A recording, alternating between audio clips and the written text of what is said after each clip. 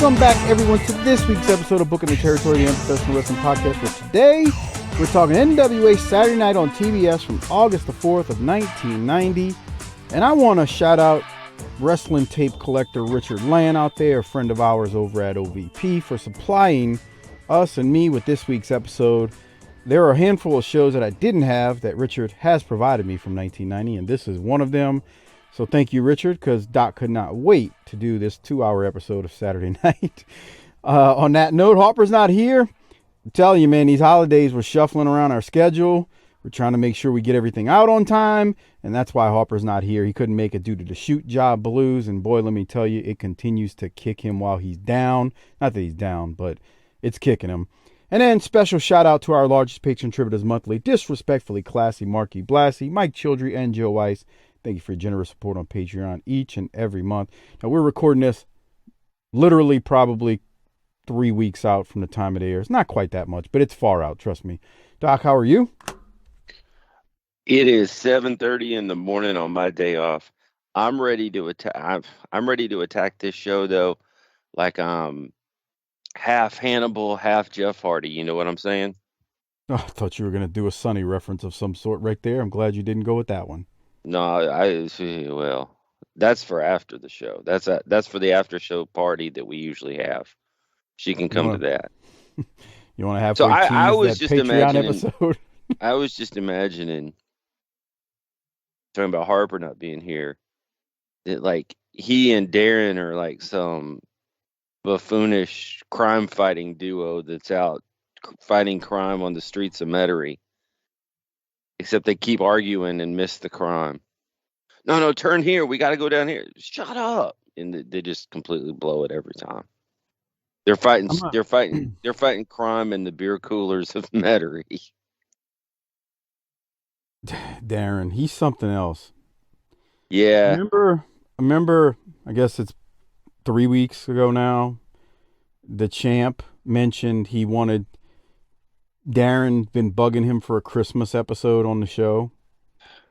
Well, I don't know what happened with the champ and Harper, but he was like kayfabing them. I don't know. I guess they got him all bothered. There was some text exchange, right? Remember this story from Harper? Yes. Okay. Well, I hadn't had a chance to tell you about this.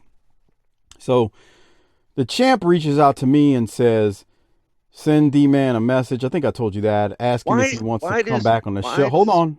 Why does the champ send orders to people? Well, hold on. He said, let me know if he responds. He's ignoring me and Harper.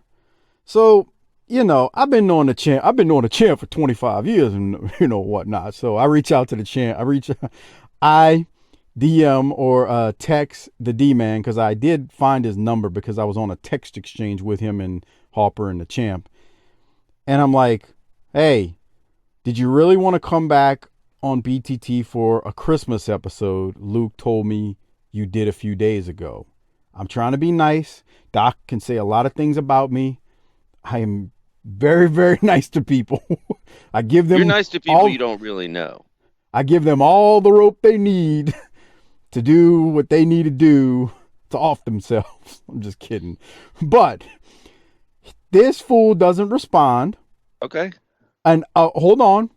A day later, I get a, who is this? Bruh, thanks for playing. He's done. Play stupid games, get stupid prizes. He's gonna fuck around and find out. Look, first of all, I can tell you real quick, for all you out there listening, this is the number one reason why Darren may be done with the show. He's got a few fans. There are a few people that love him. I don't care. Oh. Here's why he's. I'm glad you saying that because a lot of them are docaholics. So please, I don't care to insult your fan base. You can like him or not. I'm gonna tell you. I'm gonna go straight with you here on this one, and I think Mike's coming with me.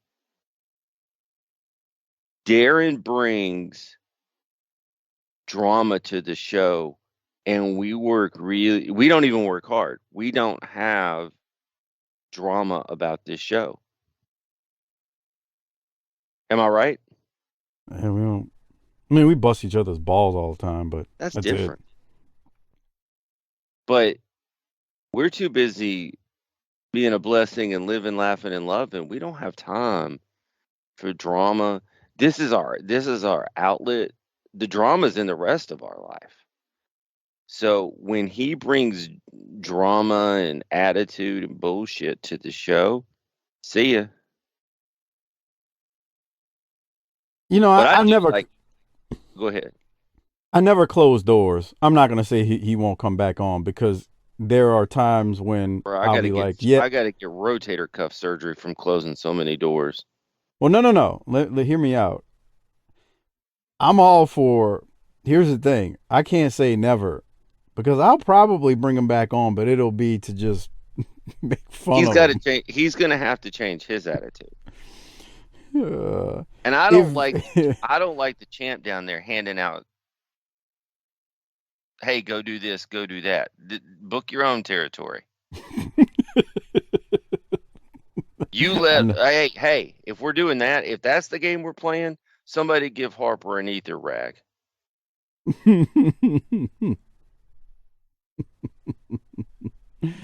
So again, it's about as far as I want to get into it because we don't really do interpersonal drama. Man, every podcast you hear has somebody, mad at somebody or they got to go or there been beef. You notice how we don't have any of that usually? And now look who's bringing it to the table. A bit player.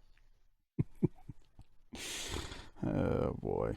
So anyway, that's the latest on Darren. Now, by the time you hear this, since it's so far out, things may have changed, but that's where we're at as of a week before Christmas or a week and a couple days. I thought you'd like that story this morning. This is the 2022 go home show. 2021, right? No, 2020. You're right. Yeah.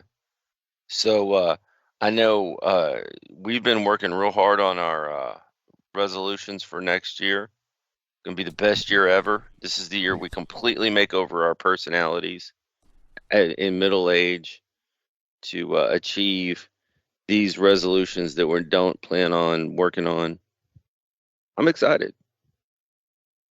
This is the New Year, New Me episode. Actually, I'm not the New Year, completely going to New Me. overhaul who I am in the new year.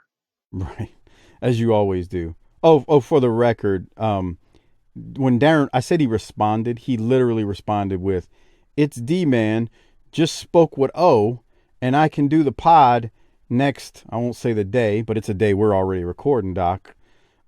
Sorry, didn't know it was you asking originally.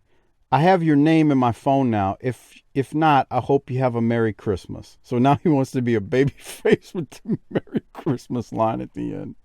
I love it. I can't, man. I can't. I tell you what, here's how this is going to play out. Y'all are going to do a show because the champ told you you have to, and everybody in his orbit jumps. When he says jump, they say how high. And that's great. Whatever. Y'all do it. Y'all do it, man. Y'all knock that out. One other thing. This is not about D-Man. It kind of is, actually, but not. I want to shout out Chris Browning in the Facebook group. He wrote a very BTT Christmas poem. I'll have to just send you this. No, Chris is phenomenal with this stuff. He's just no. I'm saying because I can't imagine what might be going on in a Christmas poem that's around us with Harper decking halls and shit. Decking halls. Well, bringing out his Yuletide log to flog some broad in the corner. I'll just read the first part of it because it's very long, but I want to shout him out because it's tremendous. It's a very BTT Christmas, and here's just the first part.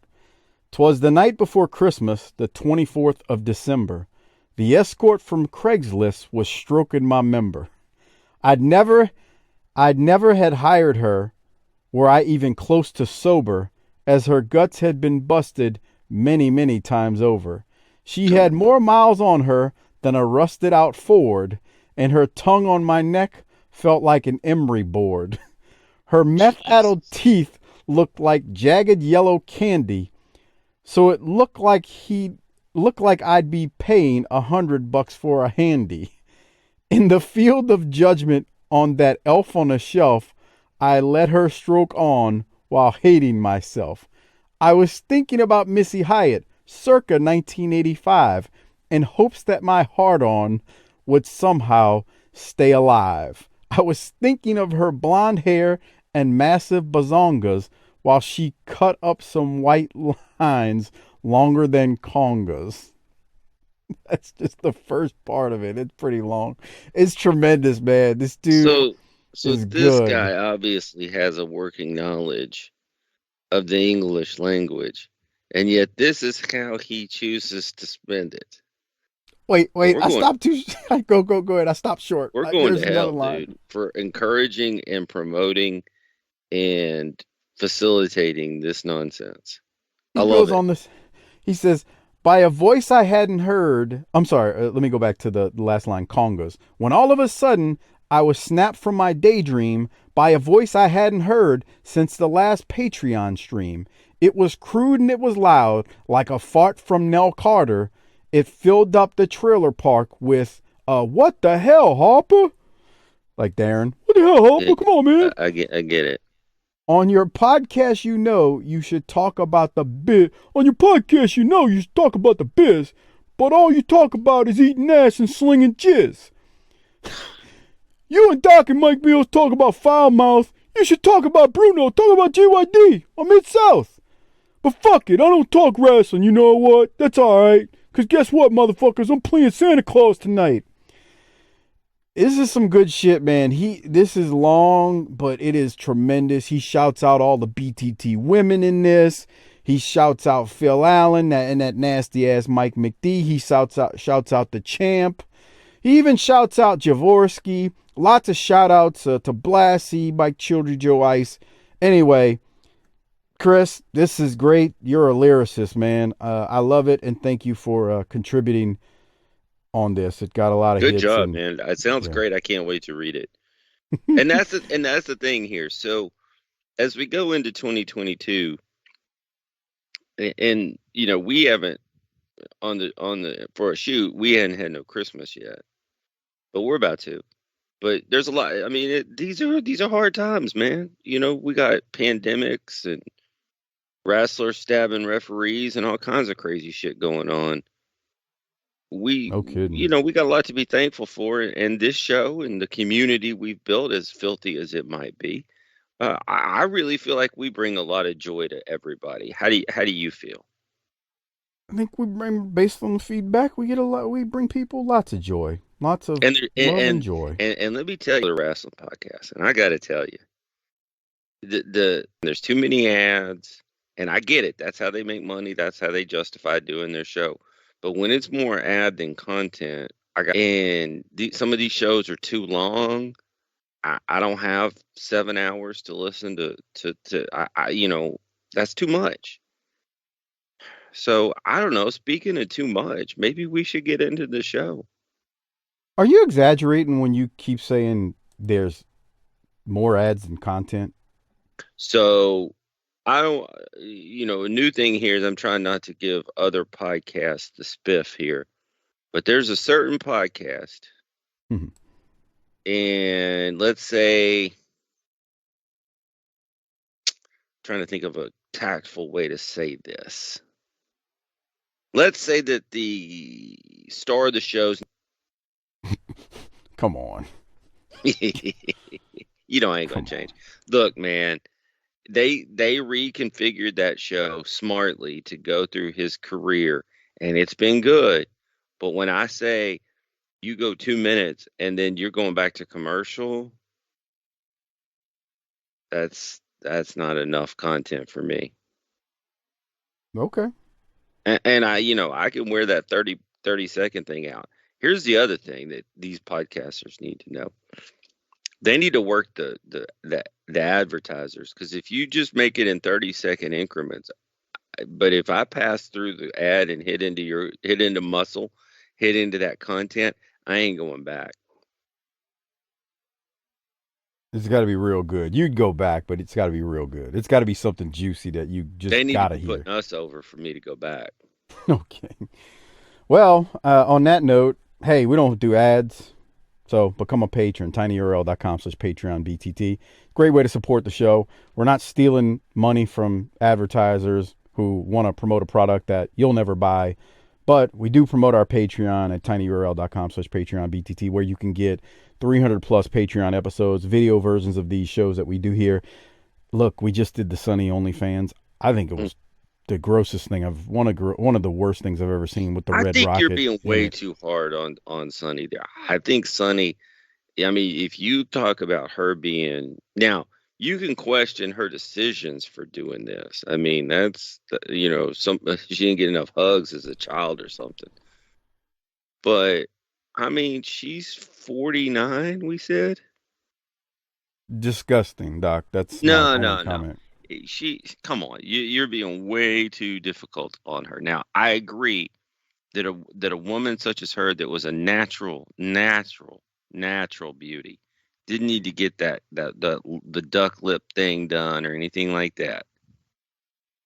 But 49 is not young all the time, and she didn't look that bad. This She is looked. not what I'm attacking. I'm not even talking about her Oh, looks. you're talking This is. about the fact that she was doing foul I'm, things to a hot dog. I'm not disrespecting Yeah. the look of her. This has nothing to do with that. We're talking about the layout and So what you you're mad about provide. how she chooses to earn a living. Sure, if that's what you want to call it. I guess, whatever. Anyway, look, Smuggling dicks in various parts of her body. become a patron, tinyurl.com/PatreonBTT. That's just dirty. You get access to not only that, the pay per views we've done from WCW from 88 to 90 now at this point. The clashes, I mean, what were we do? 12 or 13 of them at this stage. Can't remember exactly. The World Class shows are all there. tinyurl.com/PatreonBTT. And I'm sure your woman didn't give you what you wanted for Christmas, even though you told her you wanted a Patreon subscription. So How you do you can wrap silence? so you can go now to tinyurl.com/PatreonBTT and give yourself the gift of BTT's Patreon content. And if you sign up for a year and just go annual, you'll get 1 month for free. So please do it, and we definitely would appreciate it. On that note, Doc, let's jump into this week's episode where we've got August 4th, 1990, another 2-hour banger that I know you could not wait to get to on this week's show as you complained. I believe we're still in Gainesville, Georgia at the Georgia Mountain Center, if my research was correct. And I think we were here last week too. I think they taped this July 16th, but records sometimes can be wrong for whatever it's worth. The open shows Jim Ross and Bob Caudle.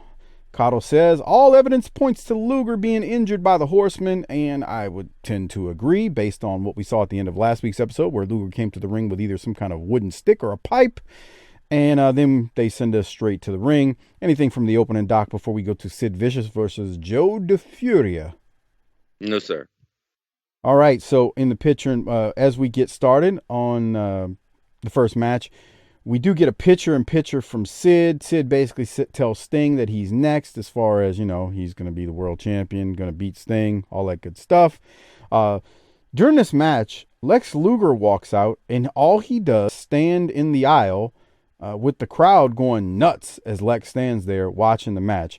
And I thought that was kind of interesting how they did that because he doesn't say anything. And I think when you don't say anything like that, a lot of times it does make things more impactful.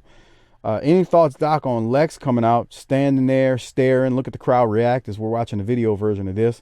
They get up. I mean, they are like, oh yeah. Look at It's those something to the pants. imagination. Look at Yeah, those look at them. britches. I'd rather not, but okay. Any thoughts on this? This is kind of cool, actually, the way they do it. I thought it was great. First of all, the crowd really helped make that come alive. But I thought it was great. I mean, so you can see Sid over Luke's shoulder. He's down in his little stance going, come on, buddy. So he's not taking a step back. But Luger's just a granite statue. He ain't moving. He's just staring a hole in Sid. I thought it was the crowd. The crowd is still into it, man. And we're a minute into this, and they're still standing and waiting. And what I really like about it is is in today's product, it would have been, well, these two are going to face each other in hour 2. No, they didn't say a word. They didn't have to. Less is Well, more sometimes. less is more, and when you leave things to the amount, I mean, look, I think we all thought, and I think this guy's kind of special, yelling at Sid right here on the video version. I think we all, even if you see this for the first time, you assume, yeah, the Horsemen had something to do with this. That looks But like that's how I imagine D-Man looking. you've seen pictures of him, so you know that's not what he looks like. But what I was going to say was, you imagine. Look, we all know and felt, okay, definitely the Horsemen had something to do with Luger getting jumped and beat up, right? But the fact that Luger just comes out and he stares, it's like sending an unsaid message. He's like, yeah, I got you. And I ain't got to say nothing. You know I'm coming. Or maybe that's not what he's saying. But the end of the day, man, the fans are reacting. And this went on for a few minutes with them kind of cheering and just going nuts for Luger just standing there, not doing nothing. And to the greater point you made, in today's world, when you got 3 hours to fill every single Monday or another 2-hour show on Thursday, that's exactly what they do nowadays. There's the stare, and then later on the hour, we're going to blow this thing off already, and there's nothing to it. It just, it's really dumb. So anyway, I'm not saying this goes anywhere, but for what it's worth, it was good, and the fans bought into it, and at the end of the day, that's what you're looking for, the fan reaction. I mean, Sid pins the guy with one knee looking at Luger. This was really well done. Yeah, and he points at him, and Luger sees him pin him, and Luger walks off. And when Luger turns around to walk off, the fans jump up again. They were more interested in what's happening with Luger. And you know the thing about what Luger did? He didn't. It wasn't distracting in that he was out there just acting crazy. All he did was stand there. So while the fans could look at him to see what the hell's going on, they're also not distracted by what's going on in the ring, and they can look, because it's not like he's out there fighting with somebody, and he's just standing there, just stoic, no reaction. And it was good, like you said. So we beat that horse to death. Let's keep going. We get a bunch of commercials. Man, I'm fast forwarding through these. I did watch them. One was Bugle Boy jeans for $25.95. I did not do the adjusted for inflation on that, but God, it's been a million years since I've thought of Bugle Boy jeans. So anyway, did you wear those? Did Mama Doc buy those for you back in the day? I'm just curious. Bro, here's 4 or 5 pairs of Levi's. You're lucky you got that instead of Rustlers. Oh man, Wear the same pair of pants. Wear the same thing every day to school. Okay. Did you But did you have Walmart here when you were that age? Yeah. Okay, we didn't. That's why I'm asking. We didn't have Walmart till probably my teen years. And I don't think about it. Okay. So like I think our parents, me and Harper's parents, probably went to like Kmart for jeans or Sears, because there was Sears. But anyway, we'll keep going. So we then go to another wrestling wrap-up segment. This is like, remember, the wrestling wrap-up magazine. I guess they consider this the digital magazine of whatnot. And first they go to Luger from last week with his ripped appearance. His shirt's ripped. I think he had even a rip in his pants after having been attacked. And from Luger, then we go to Sting, who's going to cut a promo.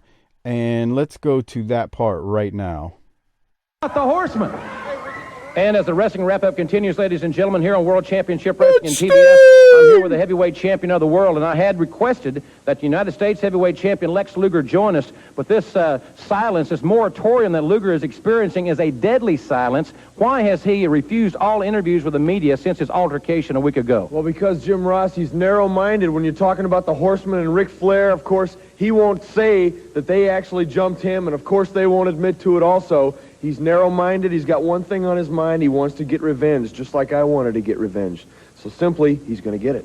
One thing about it is if Lex Luger could get hit at any place at any time, you have to think that you're the ultimate target of the Horsemen. Well, I've already been a target of the Horsemen. I've already been into surgery. I've been in the hospital. I was out for 5 months, almost a career-ending injury. Tried to do it to Luger, too. We're both still back. He's going to be back. We're both going to get revenge. Whatever it takes, the Horsemen are going to go down once and for all. All right, fans, those comments from Sting, and now let's go back to the ring. Wrestling fans, the following contest.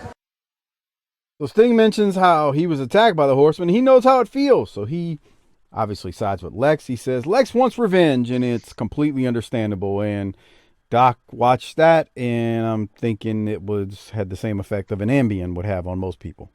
Well, he doesn't know what the term narrow-minded means. Oh, now you're gonna He used that wrong. really. So you're gonna educate us on how to use that, then, I guess. I don't think I have to. I think all our listeners are smarter than 1990 Sting. You're an asshole. You're such an ass. Well, I'll keep moving because we then go to the next match. We talked about Candyman last week. Candyman being our man, Brad Armstrong. Candyman, Brad Armstrong. He's not just Candyman this week. You notice that. Now he's Candyman Brad Armstrong. Where's his candy? Difference. And I don't know, but he's going up against Bill Ford. And they show a picture-in-picture from Brad Armstrong as the match starts. I told you they were going to just go nuts with this damn picture-in-picture stuff, Doc. Did I not? It's Armstrong, match. It's every match. It's ridiculous. They overboard, way too overboard, and it's very much WWF nonsense from this time period.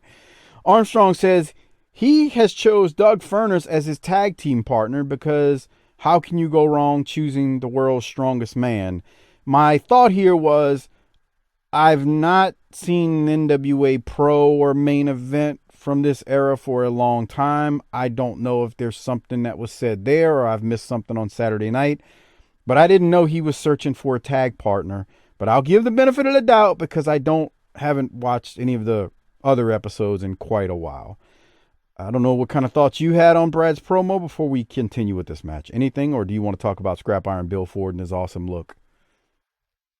I did notice that he's wrestling in a shirt, and if you listen to the old timers back then, they didn't wrestle in shirts. Yeah. Well, what they would say was, oh, but that guy's they would either say he's a jobber or enhancement talent, so it doesn't matter. Okay. But it does point out their hypocrisy. Because everything wasn't always airtight, brother. I would have partnered Scrap Iron Bill Ford here with Dutch Mantell and had myself one hell of a blue-collar tag team. You know, I don't know a lot about Scrap Iron Bill Ford, but he doesn't look bad in the ring. I mean, he's not like a technical wizard of any sort, but he doesn't look like one of these idiots who just doesn't know how to bump and stuff. But I wonder if you put a mic in front of him, if he could talk. I mean, we know Dutch could, but I think you're on to something. And I hate when you're right, but I do have to agree with you. Man, him and Dutch, even if Scrap Iron grew that beard out a little bit more, let the hair grow a little bit more. I mean, he's got a touch of back hair, it looks like. He's your Killer Tim Brooks type of guy. Can I tell you something about Killer Tim? What's up? I never got into it. I'm not saying that he was my favorite wrestler, but you need all kinds of people throughout the card, and Scrap Iron looks different. Let me tell you a little story. You bring up Killer Tim. I've never mentioned this on the WCW, a World Class show with Lance, because Lance wouldn't go with it. I know you might. So back during my indie days, there was a lady. She was a very nice lady. Very, very nice lady. That, you know what that means right there? I ain't trying to be racist, but... No. Very, very nice lady. I won't say her name. Kind as could be. She would go. She lived in South Louisiana. She worked for one of the promoters that I worked for. This gentleman had he had his own business, and she worked for this promoter. So, and I don't know how they met, if they met through wrestling or whatnot, but I'm having a conversation with her one day, and we were talking about World Class and just different stuff, and she knew her. Pardon my French, she knew her shit. Like, you talked to her about World Class and the Von Erichs, she wasn't one of these internet people who talk like they know it, but then you start getting into the minutia of it and they don't have a clue. She knew. She could tell you stuff about Carrie's foot. I mean, she knew details. I was like, I come to find out later, I was like, damn, maybe only family knew that. Well, it was because she had dated Killer Tim Brooks. Mm. And she would go on and on glowingly about Killer Tim. Mm-hmm. Like they were a couple's couple. Like, not just let's toss She around in wasn't the just sheets. back at the motel. She could get a steak dinner out of this thing. Yeah. And, Okay. and so then I was talking to another buddy of mine about this because I was kind of naive. I had only been around wrestling at that point, like indies, for like maybe a year.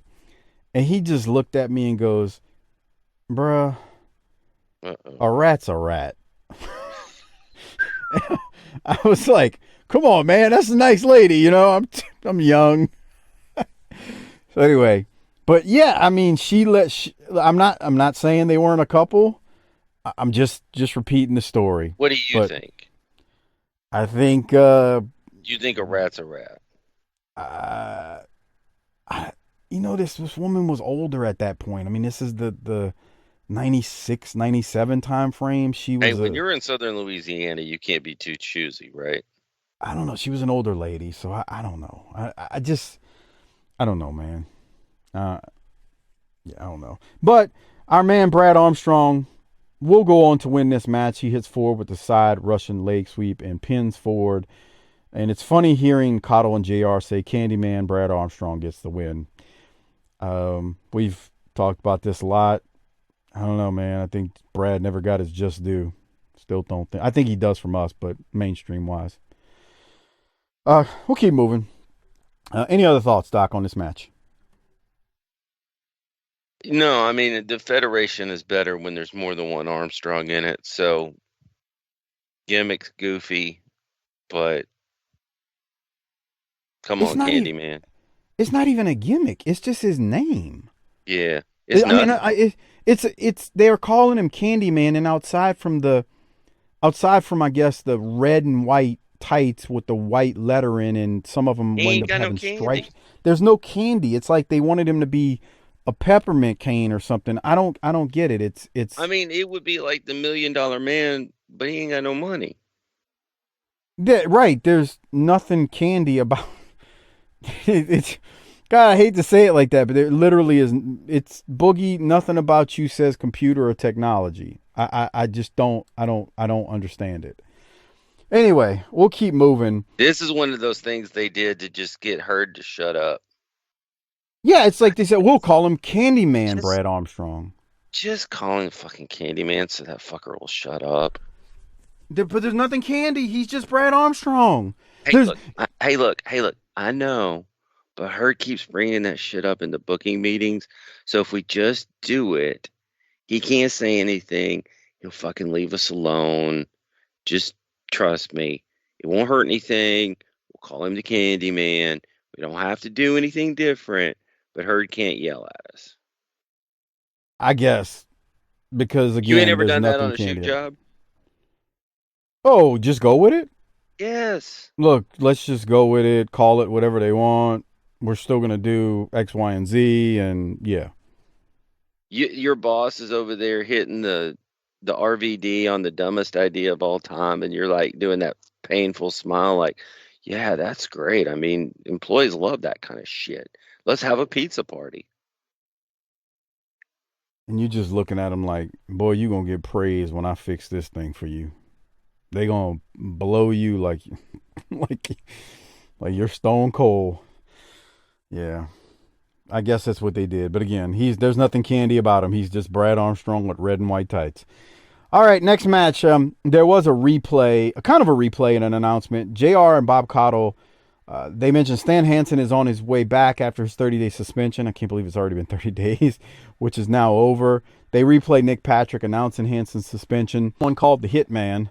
If you're watching on the video version of this, Boogie, nothing about you says computer or technology. Nothing about this guy says hit or man, Hitman. Doc, we did get a picture-in-picture from Rich as the match starts, and Rich says he is ready for Hansen.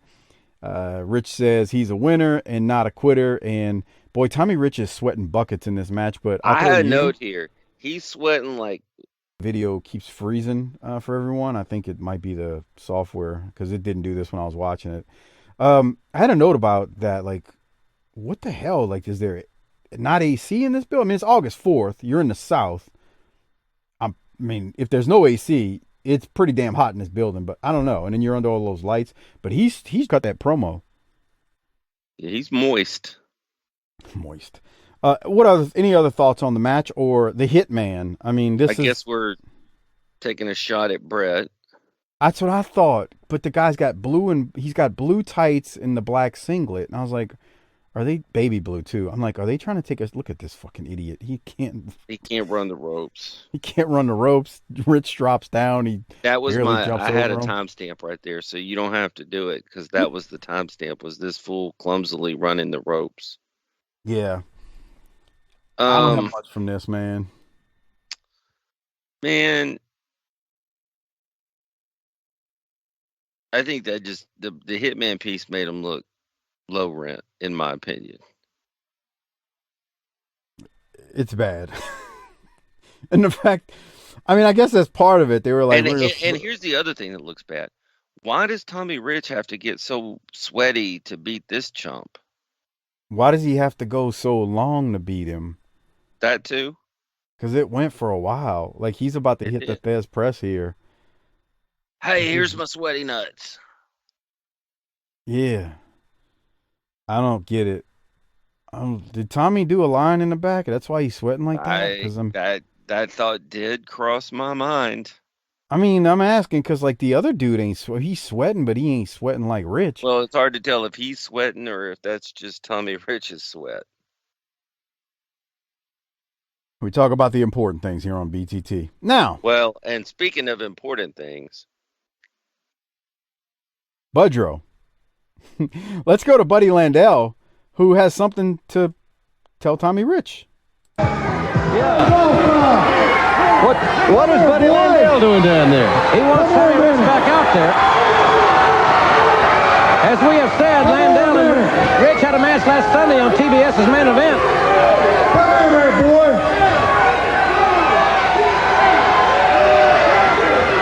Now, everybody's seen me. Listen, everybody's seen me beat him right in the middle of the ring a couple of weeks ago. I beat you right in the middle of the ring. Look at me when I'm talking to you, boy. Everybody saw me beat you right in the middle of the ring, so I'm going to be a real nice guy. Next week on WTBS, I'm going to give you a rematch, boy. How's that sound? Let you prove yourself. Seeing how I embarrassed him in front of everybody right here. Well, hey, Landell, you know, all these people know a lie when they see one to begin with. But I'll show you what kind of man the Wildfire is. Because everybody didn't see you get that booty whoop last time. But I tell you what, you want me again? Hey, let's break it out right here. Landell wanted Wildfire Tommy Rich on the NWA main event tomorrow night, and Landell is heading for the high ground. The video keeps freezing, but yeah, Buddy challenges Tommy Rich. Buddy looks like something else. I got to point a note there. There are two things. He's calling Tommy Rich boy, rather condescending. That was one note. The other thing was, Doc, did you see what Buddy had on his shirt? I don't believe that I did. Okay.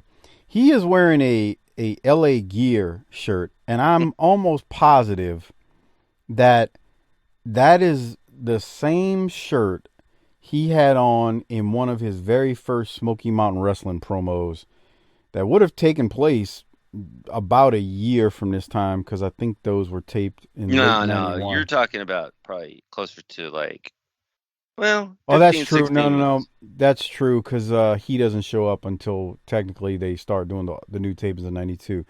So anyway, a year and a half later, he's going to show up in Smoky from this time period, and I swear he's got that same LA Gear tank top on in one of his promos. You'd be surprised that a guy that does that many drugs can hold on to a shirt that long. Come on, Doc. Grow up. Let's not be so condescending to the man who is the reason. You ever hang out with Horsemen. people that do drugs? There's something else, I tell you that much. I just, What do you think about this promo, though? Man, I want to know because like they keep saying in this time that we want to be national. We don't want to be a Southern promotion. But you've got Armstrongs everywhere. You got, I mean, this shows like a damn episode of Continental and shit. I mean, Sid came from Continental. I mean, I don't want to call it that. I don't But care. It doesn't bother me. I like Southern wrestling. But you got these two hillbillies. Missy's out. She's got that hillbilly sound. You got the Southern boys. You got the Freebirds fighting over who's the most Southern. that's definitely a Southern angle. I mean, they're fighting over the Georgia state title. Of like, come on, that's definitely a Southern thing.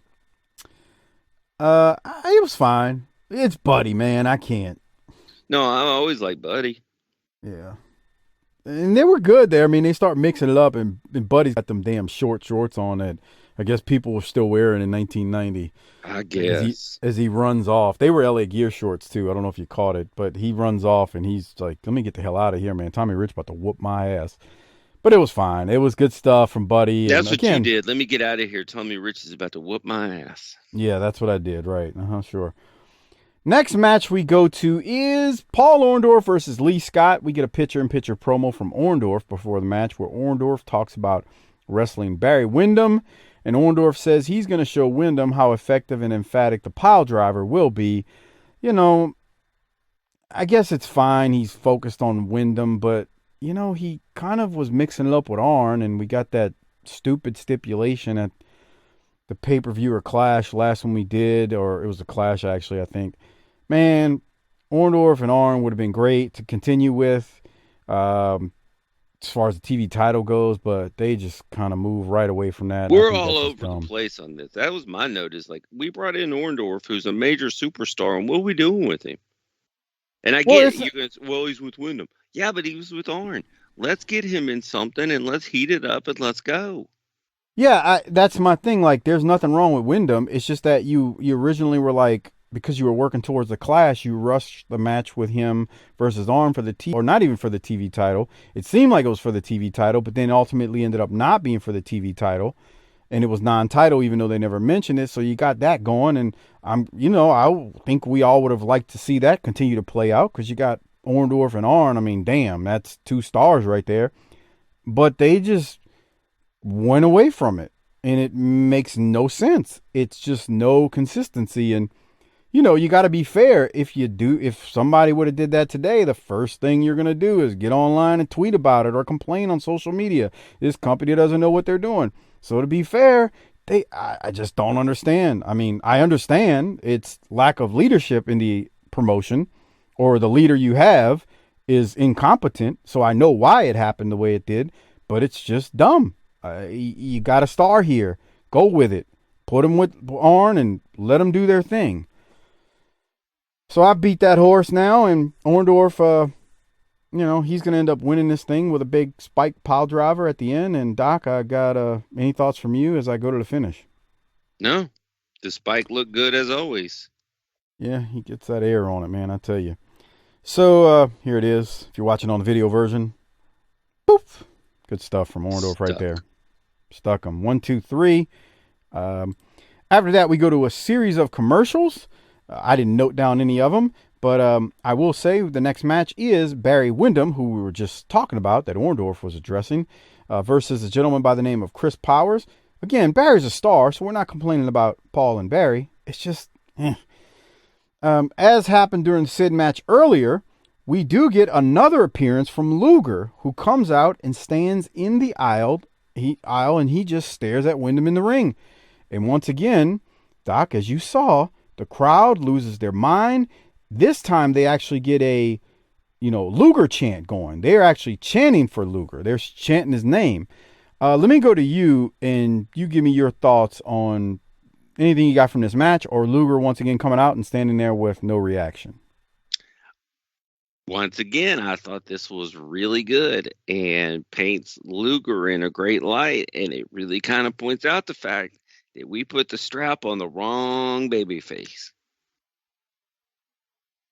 explain what you mean by wrong babyface and who should have gotten it, just so we're clear. I know what you mean, but Sting can be for the kids and sells toys and T-shirts, but Luger with the belt would have provided a much different approach here. there are a lot of people who agree with you, and then there are a lot of people you talk to them, they're like, no, Luger shouldn't have had it at this time. But I tend to look, man. Flair had a great match with Sting. We talked about it on the pay-per-view, right? When he won the belt, when Sting won the belt. But after what we saw from Luger in '89, and now even in the '90, I don't know, man. Like, I think Luger's a better champion at this point. This Sting. I just Why do. not? You still could have did the stupid stuff they're going to do with the Black Scorpion with Sting. If Sting's not champion, I think you could. I mean, I think you still do it, but dude, you can't tell me, man. All those great matches Luger had in '89, all of them, and you know, like you even, dude, you never admit when you're wrong about something, or rarely. I won't say never.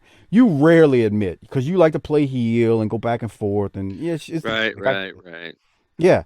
But you even said I was wrong about Luger. Was your exact words I don't about remember Luger. saying that. You said it.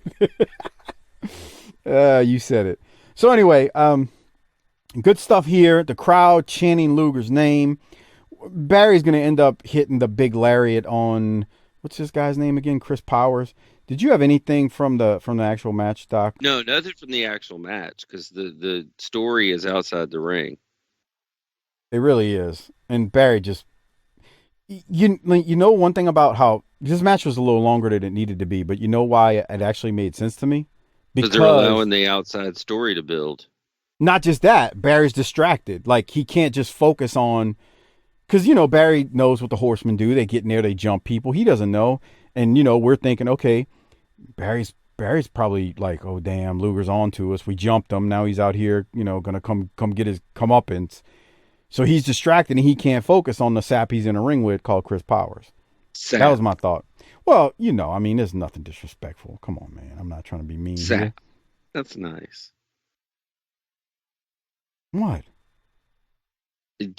I would think you would have more respect for the fine Christian athletes that help build the house, but no, sap. Sure.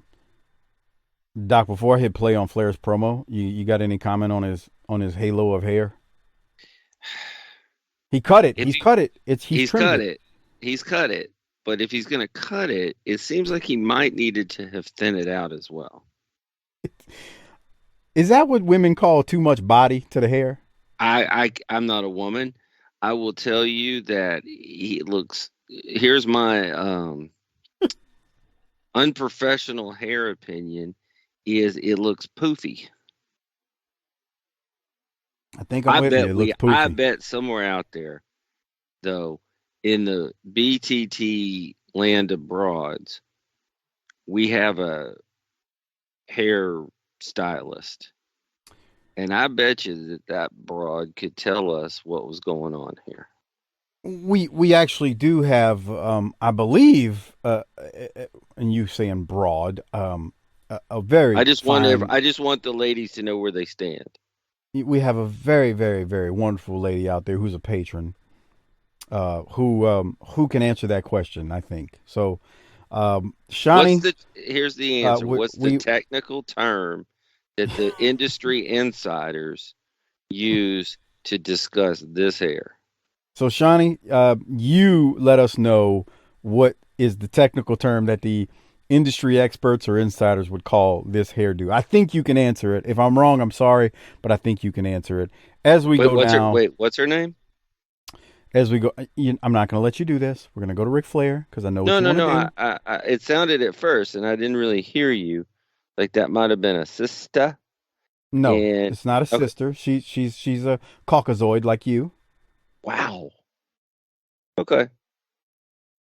So now you're judging what people are by the way a name sounds. I don't know many African American people that would let a white person cut their hair. So I don't know how that follicle knowledge crosses Shut up. ethnicities. Let me tell you something. So tell me I something. don't think we have any sisters who are. I know we don't have any sisters who are patrons. We got a lot of brothers who listen to this show. I don't know if we got any sisters that listen to the show. We definitely got some white women that listen to the show. I don't know if we've crossed over the threshold of the sister yet. Harper and I bring in the white lady. Of course y'all do. Let's go now to Ric Flair and his poofy bodied hairdo. Bob Cottle, Jim Ross, the Nature Boy, Ric Flair, and fans. If you remember last week here on the program, we saw Lex Luger at the conclusion of the program come into the building after being attacked. The Horsemen are getting the blame for this, Rick. And thus far in the program, we've seen Lex Luger come to the ring and scout the Horsemen's matches. Does that bother you? When you are the focus and point for everything that goes on in this sport, you're blamed for everything, whether it's right or wrong. The bottom line is Luger's a big boy, United States heavyweight champion. He represents the greatest wrestling alliance in this sport. You learn to be tough, Luger. You walking out here, watching me and Iron, Vicious, Barry Windham. What's going to happen to you, pal, is you will have to deal with us directly. We are the Horsemen, and let me say one thing to you, Luger. As you walk around pouting, you better tell Sting. I'm talking about our new champion, that as long as he's a friend of yours, and vice versa, the same thing could happen to him tomorrow. One day you're on top, the next day you're on your way out. Woo! Fans, we'll be back with more right after this. That's a delayed reaction when I clicked that. Doc, thoughts on Flair right there? I thought he was good. I just don't understand, like, the whole thing where I get Flair, like, I'm getting my shit back. Like, I'm getting my title back. But the Sid part of it confuses me. So we'll see what happens there. Oh, shit. Yeah. This bullshit. I agree. The Sid part is confusing. Z-Man is groped and assaulted on the way to the ring. We're going now. It doesn't matter because we've got some big news when you talk about this interview in set. So, Pillman and Z-Man are heading to the ring. They're taking on Snake, Watson, and did I write this name? Crusher Knopf. Yeah, Crusher Knopf, which he looks like a 70s wrestler. I mean, I'm not trying to insult the guy. Z-Man came to the ring and was literally assaulted by a woman who just grabbed him and slapped a kiss on him. If we've learned anything from this show, it's that a rat is a rat. Now, there's a picture-in-picture from Z-Man and Pillman about them tagging together, and Pillman says they're back as a team, and I truly could be, there's nothing that I could be less excited about. What do you have from that? You said you have something from the picture-in-picture. No, I mean, what if they cut a real promo, like, well, we're back together because Herd's a fucking jackass who doesn't know what the fuck he's doing. That would have been better than what we got. Not that what we got was bad, it just doesn't make sense. Well, I did a little bit of research on Snake Watson. Yes. Please proceed. Snake Watson, a couple of years after this, 1992, gets stabbed to death outside of a Jacksonville, Florida nightclub. Jesus Christ. It's terrible. God. Did it say what happened? Like, was it? No. I'm lucky I got that. Wow. And then, so yeah, the reason I ask is he just had that mustache. He kind of has a, as Harper would say, dollar store version of Joel Deaton look going on. He does. He's got a dollar store. He's like a dollar store Joel Deaton, but also like a mix of Deaton and Magnum because he's got that mustache, which isn't quite Magnum. I think that's a little racist, pal. I don't see any Magnum in this guy. I'm not saying he's Magnum. It's like a mix of. It's like a terrible mix of Deaton and Magnum. Terrible. The man is dead, sir.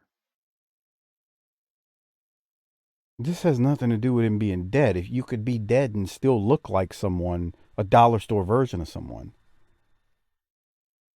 Okay. Well, Yeah. the other thing I wanted to point out here, if you're done insulting the dead, is You're an asshole. what? Proceed. Crusher Knopf. Yeah, what I'd about like him? you to take a look at his boots. Does he ever get in a ring? I'm like like waiting for him to. No, he does. He Yeah. has he kind of has more of a, I wouldn't say a dollar store version, like a homeless man's version of John Tenta. Yeah, I could see that. Yeah, I see that. Uh-huh. So what are And his boots? yeah, I think those are supposed to be kind of like those are just slip-ons. Oh no, that's Yeah. a thing. Well, Dusty used to wear those too. Okay. So I think, and again, old footage isn't HD. It looks like they're supposed to be kind of like almost cowboy boots, but it's really hard to tell. But yeah, they're not like lace-ups. He just slips them on. I mean, guys wore those back then. But I think that's what he's supposed to have. They're supposed to be kind of like cowboy boots. Yeah, they are. Okay. That's exactly what that's what they're supposed to be. So And let again, me it's ask hard you, to tell. well, let me ask you. This seems like one of those things that wrestlers use when they want to use it. And here's what I mean by that. So let's say the Menace shows up in a pair of slip-on cowboy boots in the 90s to work. If the veteran is in a good mood and likes you, they're like, all right, that's pretty neat. But if that same veteran's having a bad day, his wife won't, slurp, slurp, give, and the rat in the town died of syphilis, Jesus. then he might just look at you and go, real wrestlers wear lace-em-ups. Dickhead. Well, no. So here's the thing. I can't tell if those, because when I say slip-ons, I mean there are wrestling boots specifically made like that. I can't tell if those are real wrestling boots because they look like they have a heel on them, and most wrestling boots are flat. So I don't know if those are actually wrestling boots. Now that I'm saying that because of the heel on them. I will say this. I wore tennis shoes at first. Jesus It was Christ. part of the gimmick. Not one of those old timers gave me a hard time about that.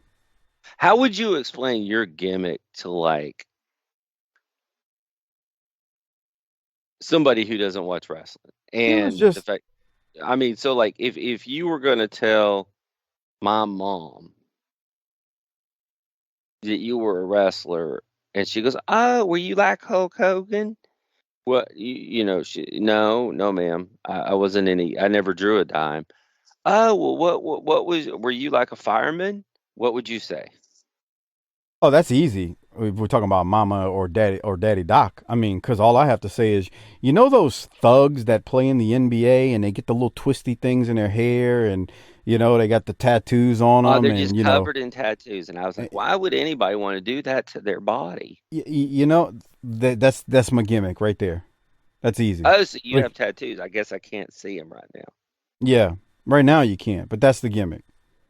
Well, I can tell. I mean, I don't like that gimmick too much, but I can tell by the way you're pretty respectful. You're probably one of the good ones. Yeah, it's very easy to explain. But I mean, oh man, them old timers talk a lot of stuff. And don't get me wrong, you have some of them who are real, real jackasses Just because they can be. Yeah, but I mean, they pick and choose their battles as well. They ain't stupid. Well, Dusty's really booking not. the territory. He can wear whatever he wants to the ring. It's not just that. Like, it's kind of like anything, man. You know how like there were kids in school who got bullied because they never stood up for themselves. Those old timers are only gonna do what you let them get away with. That's Tommy Rich, pal. I'm gonna give you an example. This has nothing to do with Tommy Rich. I've heard Shivani say years ago, Butch Reed used to complain to Ron Simmons because the Steiners used to mess with him in the ring and they would do things to him.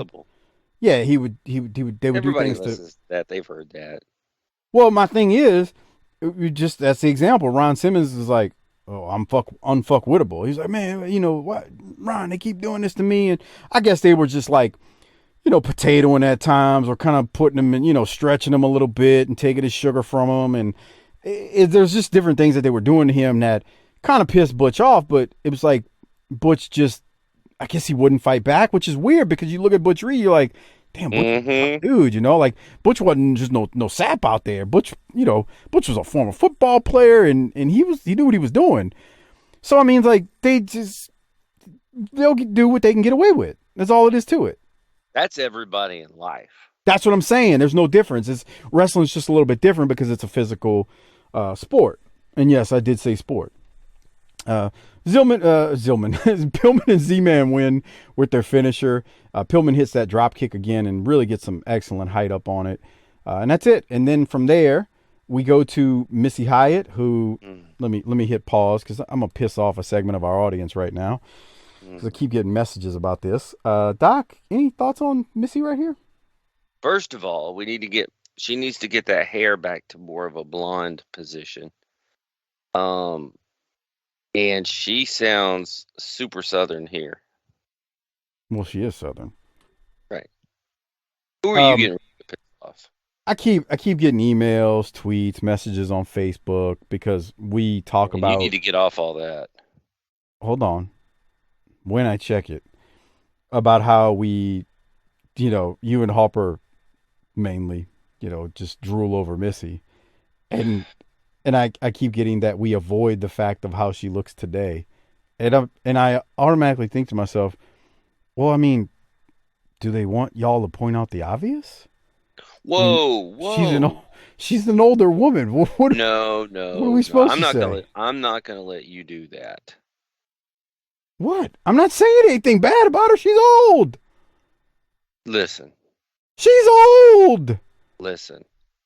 It doesn't mean you can't appreciate what she looked like, which Harper does all the time as he puts his hand in his pants when we're reviewing these. I need to say to Sonny and Tammy.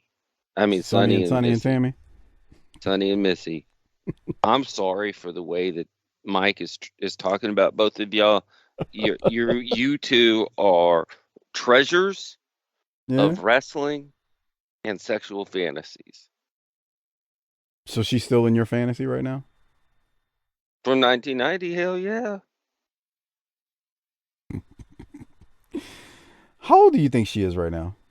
I just looked it up.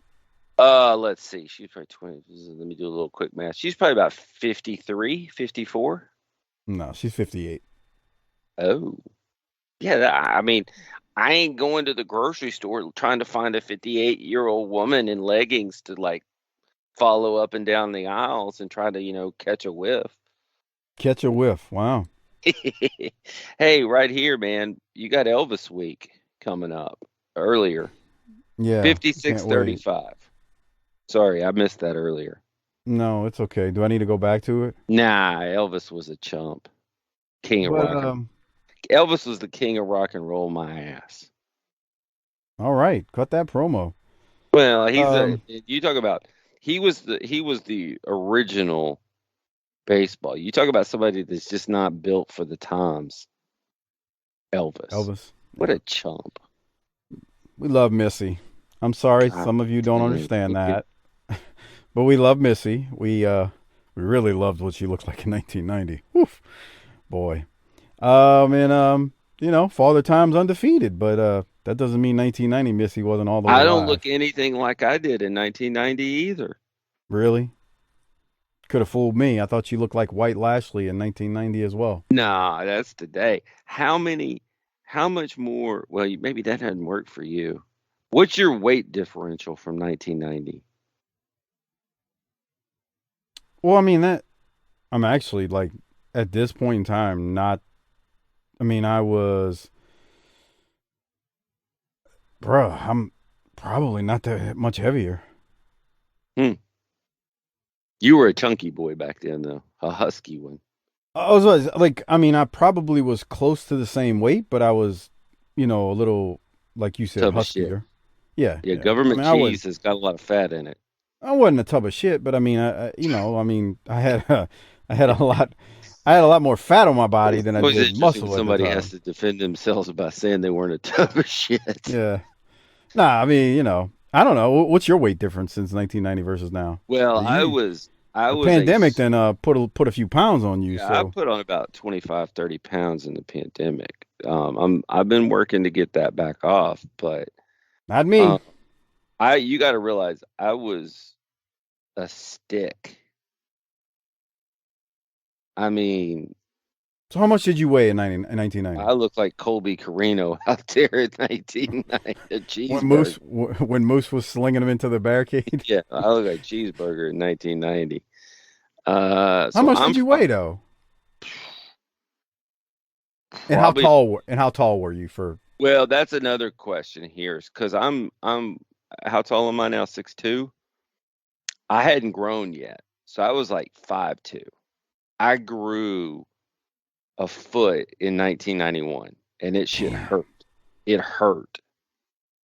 It you was had one of them painful. You crazy lay in bed at spurts. night. You lay in bed at night just hurting, and I was painfully thin. So you like 150 then, maybe if that.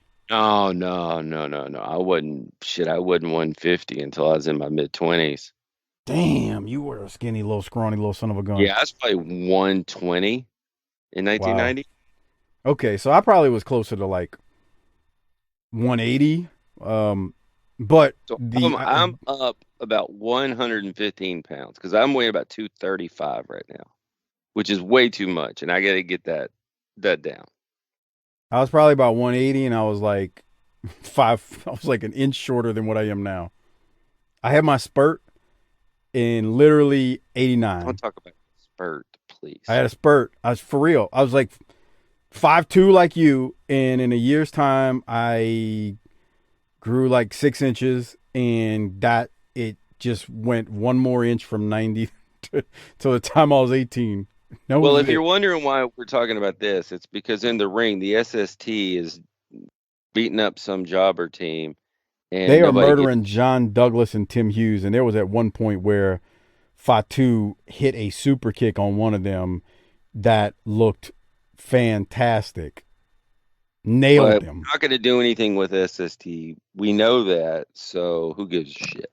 Yeah, it's really stupid what they don't do with these guys. It kind of pisses me off. Yeah. Because you have a tag team that's not a cartoon piece of shit, right? They're actually really good. They all know what they're doing in the ring, and you waste them. Just completely waste them. Yep. One of them is known more for his ass later on in the 90s than he ever would have been here, and you could have put both tag titles on them, and no one would have fucking batted an eye because of the talent these guys have. But we can't do that because I don't know why. Why can't they make these guys champions or do anything serious with them, Doc? I'm confused here. We got two sets of tag belts. I don't know. You don't have an answer. What do you want from me? Nothing.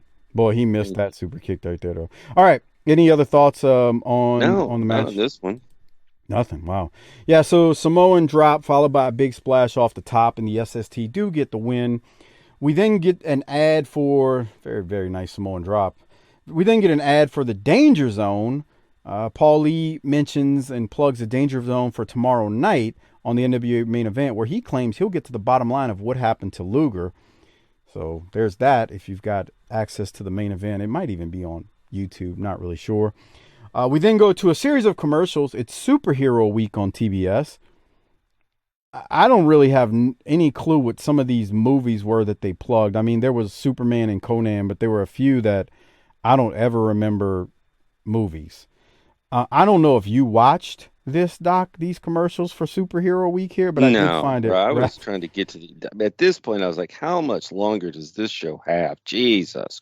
Kind of like this show we're doing. It's like, when is this going to be done? Well, there were, like I said, there was Conan and Superman. I noticed that, but then there were a series of other quote unquote superhero movies that I ain't into the superheroes, so I ain't about it. we know. If you like comics, never ask Doc his opinion on comics because he really is mean to people who like comic books. That's not true. Here's the thing. I don't know, I don't. and Yeah. I don't care. I've told the story before. I have a couple cousins who were, balls deep in comics, and they could tell you everything under the sun, and it just never interested in. I was into wrestling. I was into wrestling and sports. Yeah, that And was guess me. what? 40 years later, I'm into wrestling and And sports. it's sports. By the way, And just kick ass, straight up rock and roll music. I figured didn't- out what I liked at an early age, and I stuck with it. And about when it was age appropriate, I mixed in beer, and I've been doing it ever since. You know what I mean? I do. Real quick, Doc. I Hey, have. when somebody tells me about their comic books, it's like somebody telling me who's on their fantasy football team. I go into Charlie Brown teacher mode. I wanted to mention one thing, Doc. I have been cycling through AEW lately because you had been watching it and telling me some of the stuff was going on with MJF and Punk and some of the things MJF had been saying. Mm-hmm. I gotta say, when you fast forward past the stupid stuff, it's entertaining, and I am really interested because the Briscoes are going to show up there, and they may have already done so as we're recording this. Let me point that out because we're recording this a couple weeks ahead of time, or a few weeks ahead, of more than a couple. National TV ain't ready for Jay Briscoe. If they allow those two, the open mics they've allowed these other fools, and I say fools lightheartedly, I'm here for it, bro. And I'm happy for those dudes to be on a television show like to be on TBS, TNT, because I think they're moving to TBS. I'm here for it, Doc. I don't. Nothing can go wrong with those two. That is a team that would win world titles in 1910 or 2021. Every era they translate to. But we'll keep going because we have some rather comical crap coming up here. Doc, we go to a match. We've got the Pearl versus Joe Kazana. And I'm sure you looked up who the Pearl is. Please tell me you did. This is his only appearance as the Pearl. But please tell me you looked up who the Pearl was. Yeah, I did. Who's the Pearl, Doc? We're trying to make people think that this is Muta because Muta was called the Pearl of the Orient. But all we get is Ranger Ross. So, for some perspective. And Caudle called him Oriental. Yes, he did. He comes out with, black pants on. He's got, I don't know what you call the top, the orange reddish top he's got on. He's got a black mask on with white, like a lining around the eyes and mouth and nose. I can't tell if Joe Kazana's laughing as he gets in the ring. I thought he might have been. Because Kazana really looks to be looking at him with a chuckle. Kazana has no business to talk because that mullet is just the worst. Yeah, but at least he's not out there with a stupid gimmick. That mullet is the worst. That thing right there would sop up a wet pussy and dry it up real fast. I think he was laughing at the Pearl. The Pearl tries to make it look like he's from the Far East, and it looks fake. You can tell it's Ranger Ross. To me, this you can. This is trash, bro. This is mud show. I get that some things in wrestling that you tried don't work, but this is one of the this is one of those things that should have never been attempted because it was garbage in theory and in practice. Someone send in, and I know Corny's bad about the drive-through lately. I haven't actually listened to many of them. Someone send in a note and ask Corny his opinion on the Pearl in 1990 WCW, August 4th, and how terrible it is. This is garbage. And I don't have anything else to say, Doc. I don't either. Stupid. I mean, this is one of those things that's so bad that the less we say about it, the better, most likely. The Pearl wins with a moonsault onto Kazana, and I think this is his only appearance as the Pearl here at this time. Terrible. Just ridiculous.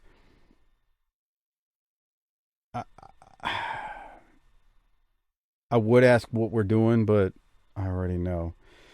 All right, Doc, let's go now to watch Jim Ross. And if you're a patron of ours, you can get the video versions. If you're not a patron, tinyurl.com/PatreonBTT. Watch Jim Ross and the look he shoots at Buddy during this promo. Here it is. Thanks very much, Bob Cottle. Ladies and gentlemen, Nature Boy Buddy Landell, a little early in the program, went to the ring to challenge Tommy Rich, quite obviously, for tomorrow's main event here on TBS. A little rude awakening for you, buddy. Well, you know, Jim, a couple of weeks ago when I beat Tommy Rich right in the middle of the ring.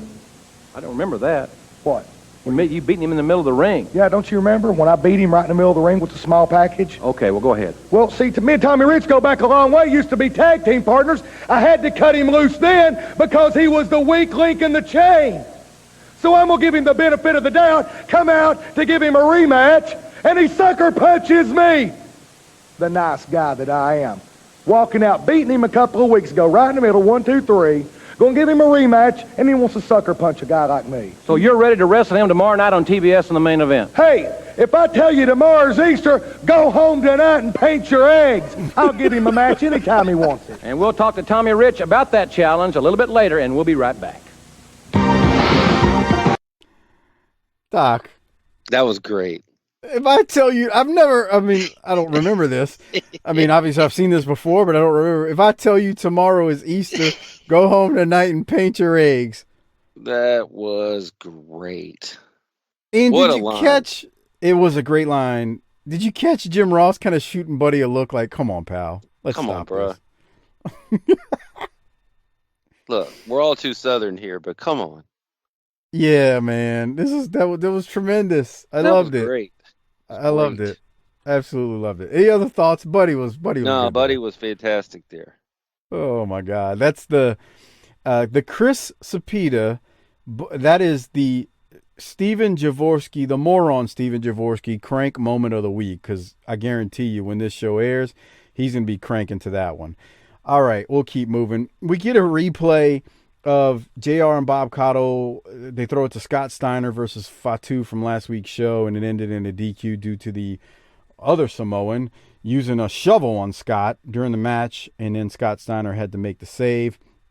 We then go to the next match, which is Rick and Scott Steiner versus Death Row. And you and I did a Patreon show on Death Row versus Mike Rotunda a while Wait about back. 2.5 months until him and Mike Rotunda hook up. And I don't know if that happens on Saturday night, though. That's the thing. Oh. I think it happens on Pro or Main Event or one of those other ones. But I had some notes from this. So because you and I did that Patreon show, I'm going to go back to this timestamp in a second. Because you and I did this Patreon show on Death Row and Rotunda and what happened in that match. And we did a watch along. So become a patron, tinyurl.com/PatreonBTT, and you can see exactly what we're talking about. Death Row is an interesting looking fella. He doesn't have hair on the top of his head, but he's got hair at the bottom, in the back, and side. It's very ridiculous, trying to look like somebody, I guess, that escaped from prison and was on death row. Well, Death Row, Steiner doesn't disappoint versus Death Row. And I'm going to play this timestamp here. I have Death Row goes for a suplex. Well, what's your This first is my one? first one. So Okay. you taking care of my first one. So Death Row goes for a suplex here on Steiner, and it looks like it was intended to be blocked and not done. But then Steiner muscles up Death Row like he did Ole a few months back at Wrestle War, and he throws Death Row like a rag doll. It was very impressive. And I just, here it comes, Doc. Death Row's like, wait, am I supposed to go somewhere? Well, I guess I'm just going, no big deal. You know, he wasn't going to be able to fight that. He's That's a big guy, fella, too. He's a big fella, and that goes to show you, if Scott Steiner wants to hurt you and take you to the ground, there is nothing you can do to stop it. You're going, and he's going to deal with you. So I thought that was great. I did there. too. Now, do you have 139.55? Yep. That's the next. So we had the same one. And my note was, damn. Yeah, Doc and I don't share timestamps ahead of time, as you notice, or nor does Harper. We did not. The only thing we talked about prior to the show was my internet was acting up this morning, and I had to restart the modem. That was the sum total of what we took. You got any flips and dives? Sure, let's hit record and get into it. So here they come. Rick Steiner's in the ring. Death Row just got in the ring. And Rick Steiner gets Death Row up on his shoulders, and Scott hits Death Row with the Doomsday Device. Jesus. He can't, And he doesn't know how to go up, so Rick just puts muscles him up. And Dude, they hit look the at Doomsday. the crowd. Let's get some audio from it, actually, because the audio will even tell you the story. He always gave away a lot of weight in the amateurs as a heavyweight. Look at this. It's the crowd. I don't think he can get him up. Can he get him up? On the shirt? He can. He got him up. My gosh. What strength it is. Oh, this clothesline right on the top. What strength displayed by the Steiners. Frankensteiner on my door. They've got them both pinned. Samoans beware. What a collision. Look at them go big. I mean, that's impressive, man. That's just impressive because I don't think people realize Rick Steiner gets up Death Row on his shoulders. Death Row doesn't help at all. Rick has to squat down damn near into a ball to get him up on his shoulders, and he still is strong enough. And Rick's smaller than Scott, right? But he's still what was strong Death Row enough. tapping his Rick's with his right hand, tapping his wrist right there. I don't know what he was doing. Right there. Yeah, I don't know. Like, let's don't do this. I can't get up. I don't know. I mean, he had to know what was coming. That was coming. impressive, man. I'm telling you, this match, for them doing that to a big boy who's doesn't appear to be completely with it yet, was a feat of strength. Rolex of the week right there? We'll get there. Okay. Man, this was good. And the Steiners obviously win. It's one of the best bumps you're ever going to see Death Row take. And it was nothing he did. It was because of all the Steiners. It was all Steiners. All right, Doc, we'll keep moving. There is a series of commercials that come up, and I don't have the exact timestamp, but we do see Don Nelson, the former Warriors and Mavs coach, promoting Merle Harmon's Fanfare Sports Apparel Shop. I don't know if you caught Merle it. Harmon, I believe, was a Dallas area guy, maybe, but I don't quite remember all that. Okay. Well, Don Nelson, your former coach. Oh, yeah. Nelly was a great coach. Nelly is the guy who drugged the Mavericks out of the 80s. And man, Nelly is a wild dude. He's crazy. And have you seen him recently? I haven't. What's he look like? He's got long hair, like legit long hair, lives in Hawaii, and smokes weed constantly. I'm not making this up. This is not a rib. I'm not joking. That would not be how I mean, he's got like long hair. That's tremendous. And smokes weed. That's tremendous. It is tremendous. He used to wear in the 80s. He would wear a tie, his suit, but his tie would be a fish a lot of times. I liked Nelly. I liked him with the Warriors. Back on when TMC, dog. That's right. I liked him back then. He was a good coach then. He was a good coach with Dallas. I mean, Booker man. What's his name, Doc? Your head coach that won the title. Rick Carlisle.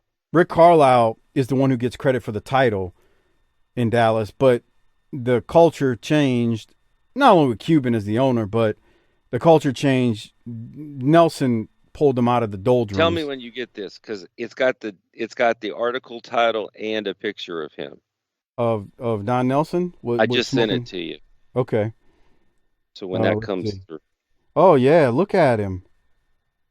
So he's got, it's not long hair, but it's long enough. That's a ponytail back in the back. Oh, it is a ponytail. Okay, you're right. Holy crap. Former Warrior coach Don Nelson has a weed farm on Maui. Look at him, dude. He's living the dream, bro. Yeah, buddy. He's like, I've done what I needed to do. I'm gonna go over here and smoke some weed. Got his millions, got his weed farm. Boy, living the dream, brother. In Hawaii, where the weather's always beautiful. Yeah.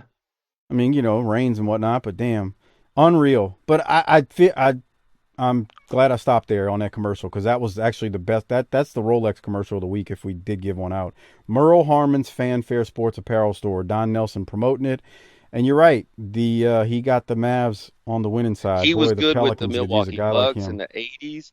He was good with the Warriors. He was good with the Mavericks. He went back to the Warriors, messed up the Mavericks title run when he knocked us out in the first round as an 8th seed. Just that dude contributed to the played for the Celtics in the heyday when they were winning every year. He contributed. Let me get on a timestamp here, 1:48:25, as we go to the ring with Flair and Arn versus last week's Rolex winner, Scotty Williams, and some dude named White. All right, I'll go to timestamp shortly. Picture from Arn Anderson and Flair talking about Luger. Paul Lee joined JR and Cotto on commentary talking about the match. Paul Lee cuts a promo on Luger and said Luger needs to give me, Mark, a rematch from the Great American Bash. Flair was throwing some serious chops at these guys during the match. Near the match finish, Luger once again appeared in the aisle again, and Arn hits one of these guys with the spine buster. Flair grabs the mic and does a promo. You said 148 what, Doc? 25. I wanted some audio. I want to hear these chops from Rick. Because I get it that Garvin and Steamboat's going that one. Okay, hold up. And that one. It already started. All right, yeah, so here it is. Challenging Luger to wrestle Mean Mark. Yeah, they're so intense in the ring. Look how they're going about it in there, Jim. They're devastating right now. Yeah, the Horsemen are circling in on Lex Luger, Paulie dangerously, and Mean Mark. I'll tell you, that guy did the right thing on that third one, taking that bump, because he felt it. That's why he bumped. And it was a good bump. Slaptastic, too. Flair and Arn, especially Flair. Flair is just outside the ring whooping people in this match. Yeah. Yeah, they're putting them over as a tag team, and I think it's because in a few months we're going to see them. I think they have a feud with Doom at one point. I think you're right. But so there's a tag team here. They're going to win, obviously. There's a promo from Flair. I think it's after the match, and Flair challenges Luger and tells him, "Come on in right now. Let's do this." And once again, Luger stands there and he walks away expressionless. Which again, I'm trying to get to it, everybody. If you're watching on Patreon, Luger's out there staring away, no expression. Fans are like, "Holy shit! What the hell? What's going to happen here?" Any thoughts on this and how this? I thought is it was done well for the done third time? again. I mean, good stuff. Yep. I mean, the thing about this, wrestling is about storytelling and angles. Whether you like the angle or not and how it plays out in the end is to be seen. But for a self-contained episode, when you look at this as a wrestling program in this 2 hours, hour and a half without commercials, what you see is some mystery, because now you're wondering, what the hell? Luger's come out 3 times. He's stared. He hasn't said a word. He hasn't cut a promo. And I say this all the time when it comes to just things in general in life.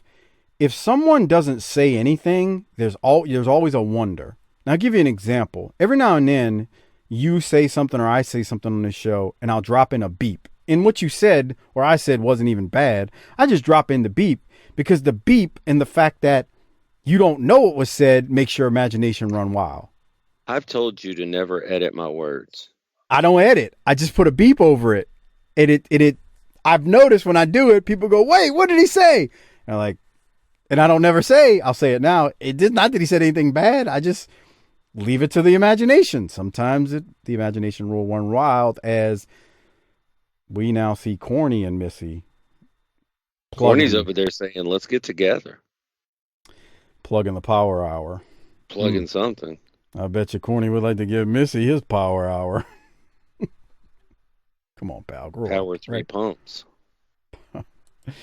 Oh, man. All right. Well, so again, we get Flair and Arn win. We then go to a series of commercials after Corny and Missy. And then we get one last promo where Tommy Rich says he will wrestle Buddy tomorrow on the NWA main event. Then the Rock and Roll Express come in, and Morton said the Steiners are as crazy as a horse with no neck, and the Rock and Roll challenge Doom for the World Tag titles. The crowd is reacting to Tommy Rich in that quick promo he did. And then that's all I had. Doc, did you have anything from the closing promo here? No, I mean, my whole thing is I thought Tommy Rich was going to face Hanson. Now he's doing Buddy. There's too many storylines running around. I'm confused. That's because they're promoting something to tune in the main event. This is the trouble we get into with this show. Like there's just too much going on with the other shows. And I'm not saying it wasn't wise for them to have the other shows, because had you and I had access to all that stuff back then, we probably would have watched it. Well, this is your dark period. But my point is, you know, when we were young, we couldn't find enough wrestling to watch. It's the old thing. You're flipping through and you see AWA and you're like, holy shit, what is this? I got to remember this for next time, because you couldn't get enough. But the problem is when you don't have access to it during this time period, which there was an audience that didn't have access to all this stuff, all of it, it was hard to watch. So that's kind of, that's where the confusion lies with some of the stuff you see here with Tommy Rich now, you know, going to feud with, who is it? Buddy on main event or have this match. But anyway, that's how they go off air. I kind of wish they'd went off air with the Flair, Arn, Luger thing and just sent us off like that. If they could have, you know, did the run sheet that way, that would have been better to me. But that's not what they did, so it's neither here nor there. On that note, that is how this episode closes, at least the review portion. Doc and I need to hand out the Rolex and do all that other stuff. Before we do so, I want to remind you, please consider becoming a patron at tinyurl.com/PatreonBTT. That is tinyurl.com/PatreonBTT. It is a great way to support this show. You get a ton of extra content when you support this show. Over 300 plus Patreon shows are available there on tinyurl.com/PatreonBTT. For as little as $5 a month, you get access to everything we've ever done on Patreon, which is a lot. And again, the video versions of these are kind of awesome because you get to see what we're looking at as we review it. Not that we do watch-alongs, but you get to see the finishing moves, the promos. You hear them on the audio, but you get to actually see them in some of the things we refer to related to the non-audio stuff and just the visual stuff that we see. So become a patron, tinyurl.com/PatreonBTT. Look, we're closing out another year of BTT. I can tell you the amount of time that all of us spend on this show. It's not easy to do this thing week in and week out and never miss. I know Doc sacrifices a lot. I sacrifice a lot of things to make sure we get this show out. This show's free. It's ad-free. If you have a heart, become a patron and support us. I understand money can be tight, man. Good Lord, what's going on right now in the world? But if you can afford it. What's going on right now in the world? If you could afford it, tinyurl.com/PatreonBTT is a great way to support this show and get a ton of extra content that you'll be listening to for years on end. Doc, who are you going to give your Rolex to? I think I'm going to give my Rolex to the Braves because I looked at next week's and it's only 56 minutes. Yeah, buddy. No, seriously. Who are you giving your Rolex to this week? Well, I'm going to tell you something. This was actually harder than it's been in a while because I think Boudreaux with his paint in the eggs was certainly a contender. But the Steiners were undeniable. Yeah, man. That was something else. That was that impressive. Finisher. And the way they manhandled a big guy like Death Row. Oh, God, that guy. I mean, it's just like, damn. I mean, even Jaworski was cranking to that. No. I'm tired of hearing about his. Dude, he is an idiot. God, he's an idiot. Just a clown. He's a clown. He's a cartoon character, and that's not a compliment like it is to Harper. I don't know what to do with that. I'm going to give mine to the Steiners, but man, special shout out to Buddy with, if I tell you it's Easter, go buy some eggs and start painting or whatever the hell he said. That was wonderful. So we need to give out or rate this episode before we do it. Remember, the holidays are past us, but you can still use the BTT Amazon Associates link at tinyurl.com/BTT Amazon. It is a great way to support BTT without spending anything extra. If you're already on Amazon and you're doing some shopping, use that link. It helps the show out, and we greatly appreciate it. Put some tokens back in the show to help afford those headsets that Harper needs and various other things. Doc complains about his computer a lot, so I find myself maybe needing to buy him another computer next year and sell the one we have, or maybe I'll use it for other things. I don't know, because he sure does complain about his computer, even though there's nothing wrong with it. It's just user error. It's a joke, but seriously, use tinyurl.com/BTT Amazon whenever you shop on Amazon. Take Mikey and DFW's advice and JBL Objectives advice on Twitter. Literally put the link in the browser for your woman, your side piece, your broad, whatever you have that you lay next to at night, and make sure they use it. Make sure all your family members use it. Share it with them. Say, hey, use this link, please. It helps support my favorite show, your favorite show, Book in the Territory. Doc, rate it. What are you going to rate it? This is rough because I got tired watching it because it's so long. It's the commercials that do it, man. But like Harper says, I can't skip them.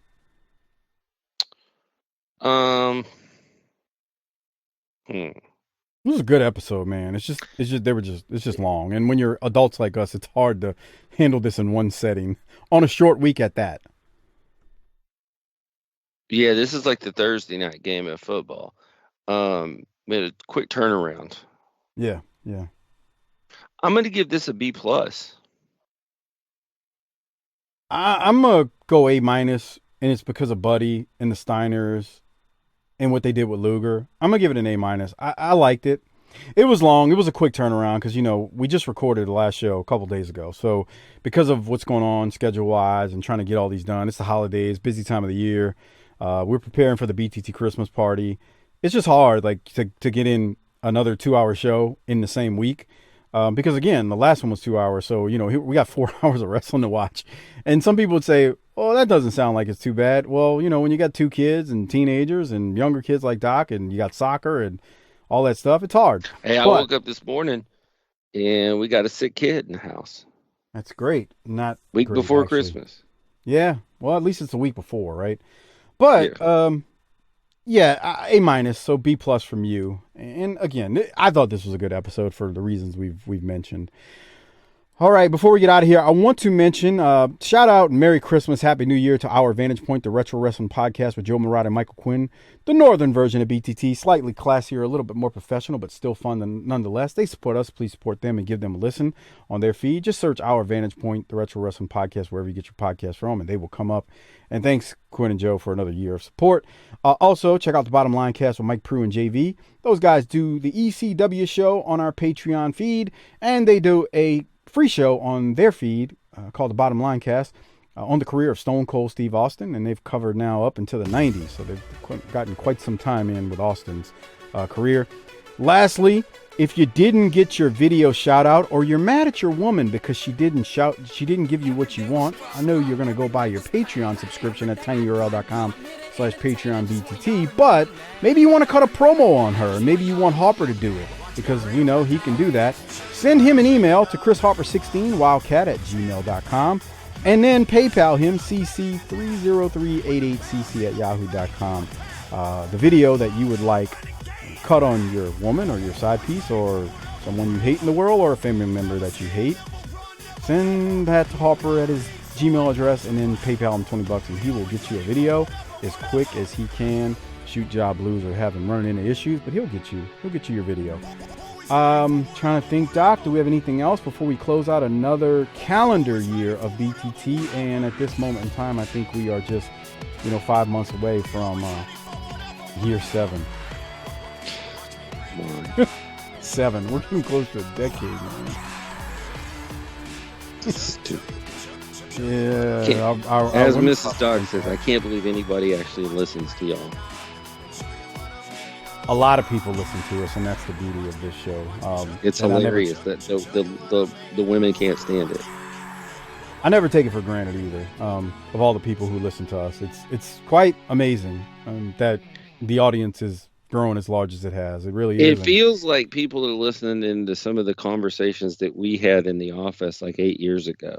Just when it was just you and I sitting there writing podcasts on the board and making fun of them. Yeah, it really does, man. Really does. Well, on that note, no, I'm done with this. I'm blown the F up, dude. I want to mention one other thing, because I think I forgot this Patron a few weeks back. For whatever reason, it was showing, but then it wasn't, and it was showing again. But I sent you an email, Tyrone B. Missed you a few weeks back on the Patreon. Shout out. Thanks for becoming a BTT annual patron. It is greatly appreciated. And again, become a patron. We definitely would appreciate it. But I'm with Doc. I'm a little blown up, and I got things to do today because this is my off day from work. So, Doc, tell the folks, or Merry Christmas, Happy New Year to everyone. Doc, tell the folks, hit the tagline, I should say. Prospero año and boogie, bitch.